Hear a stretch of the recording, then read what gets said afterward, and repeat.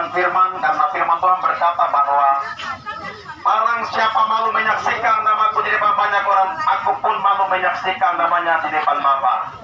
Saya mau berbagi kepada saudara bahwa keselamatan hidup kekal itu harus dikerjakan.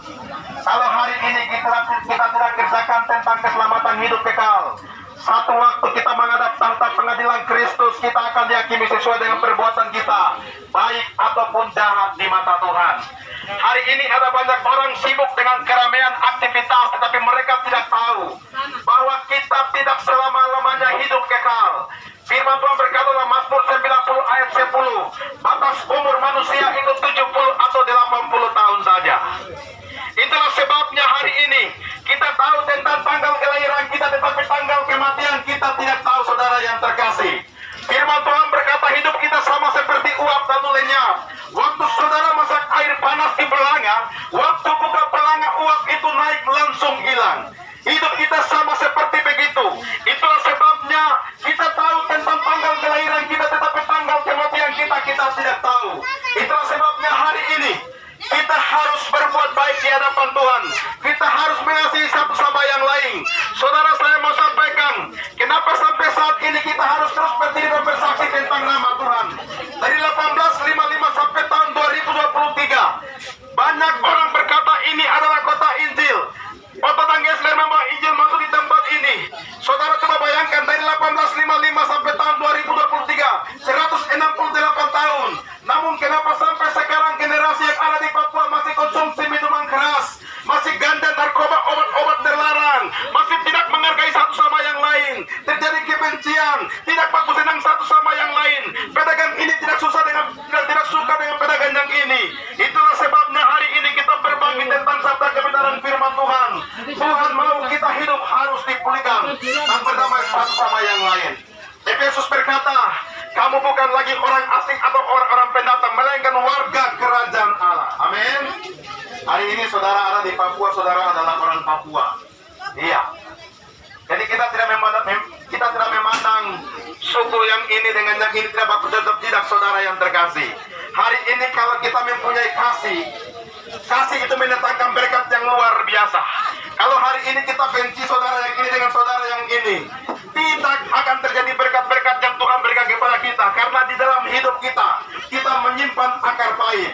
Itulah sebabnya saya mau sampaikan untuk saudara yang mendengarkan sabda kebenaran firman ini. Hari ini kalau firman dibentangkan, hari ini saya mau bersaksi untuk saudara, sebab saudara dengar bahwa keselamatan hidup kekal itu harus dikerjakan.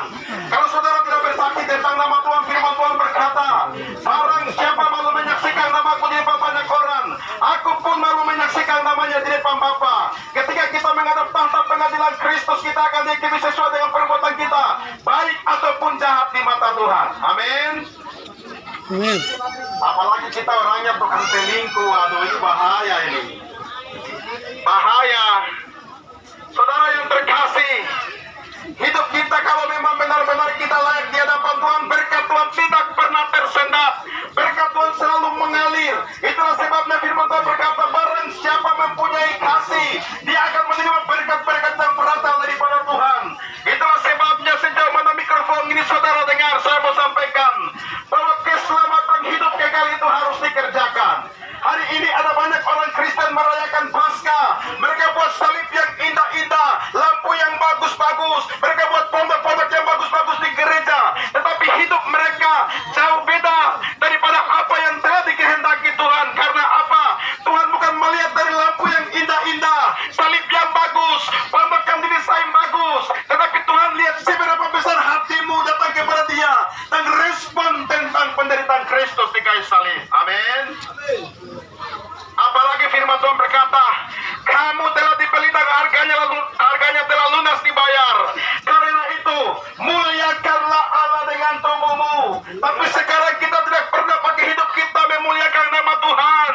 Kita pakai hidup kita untuk menceritakan kekurangan saudara di samping rumah, menceritakan ini. Kita pakai mulut kita untuk gosip kiri kanan, tetapi kita tidak tahu apa makna dari Tuhan berkata, muliakanlah Allah dengan tubuhmu. Hari ini ada banyak orang tidak mengerti tentang tujuan ini. Sementara saya sampaikan firman, ada yang lewat, mereka berkata, macam tidak ada tempat kau bersaksi. Sambo kasih tahu bahwa keselamatan